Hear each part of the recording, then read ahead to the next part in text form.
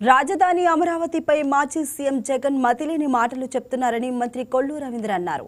అమరావతి విషయంలో జగన్మోహన్ రెడ్డి మాటలు, ఆలోచనలు మొదటి నుంచి కుట్రపూరితంగా ఉన్నాయన్నారు. అమరావతి పరిరక్షణ కమిటీ పేరుతో రౌడీలను పంపి దాడులకు కుట్ర చేశారని చెప్పారు. గతంలో 3 రాజధానులు అన్నందుకే ప్రజలు జగన్ను 11 సీట్లకే పరిమితం చేశారని గుర్తు చేసిన కొల్లు రవీంద్ర, ఇదే వైఖరి కొనసాగితే రాబోయే రోజుల్లో జగన్ 0 స్థానాలకు పడిపోతారని జోస్యం చెప్పారు.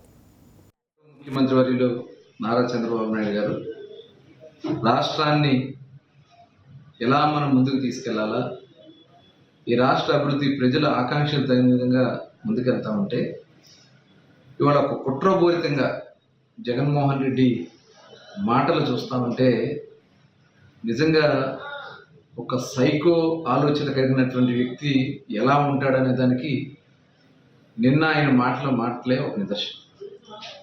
ఎందుకంటే ఒక పక్క నుంచేమో అమరావతి రాజధాని అని మాట్లాడతారు, ఒక పక్క నుంచేమో లేదు మా స్టాండ్ మావిగన్ అని మాట్లాడతారు. అంటే ఇతని ఆలోచన విధానాలు ఏంటనేది ఒకసారి దయచేసి అందరూ కూడా గమనించాలని చెప్పి నేను కోరుతాను. ఇవాళ చూస్తూ ఉంటే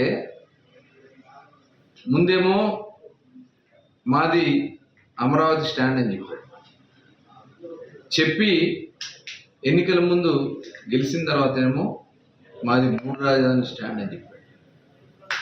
3 రాజధానుల స్టాండ్ అని చెప్పి ఎన్నికల్లో చూపించారు, 11 సీట్లుగా పరిమితం చేశారు. మళ్ళీ ఈరోజు వచ్చి మావిగనని మాట్లాడుతూ ఉన్నాడు.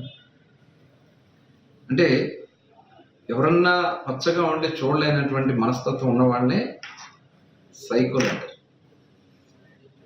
ఏం మాట్లాడతారో ఏం చేస్తారో తెలియనటువంటి వ్యక్తి. మొన్న పంపించారు, వాళ్ళ మనుషులను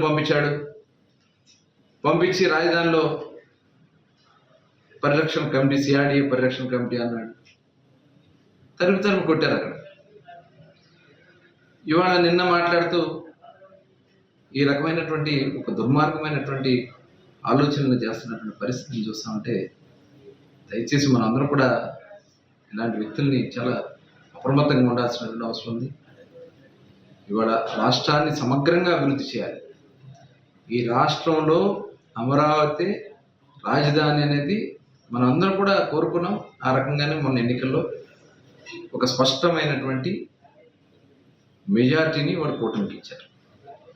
ఇంకా ఈ దొంగ డ్రామాలు ఆడుతూ, దొంగ నాటకాలు ఆడుతూ, అంటే ప్రాంతాల మధ్యన స్విచ్ పెట్టాలా, మనుషుల మధ్యన వైషమ్యాలు రెచ్చగొట్టాలా, కులాల మధ్యన వైషమ్యాలు రెచ్చగొట్టాలా, మతాల మధ్యన ఇవాళ గొడవలు సృష్టించాలని మాట్లాడుతున్నటువంటి పరిస్థితిని దయచేసి అందరూ కూడా గమనించాలని చెప్పి ఈ సందర్భంగా కోరుతూ, జగన్ అనేవాడు గతంలో 3 రాజధానులకు వెళ్తే 11 సీట్లు పరిమితాయి.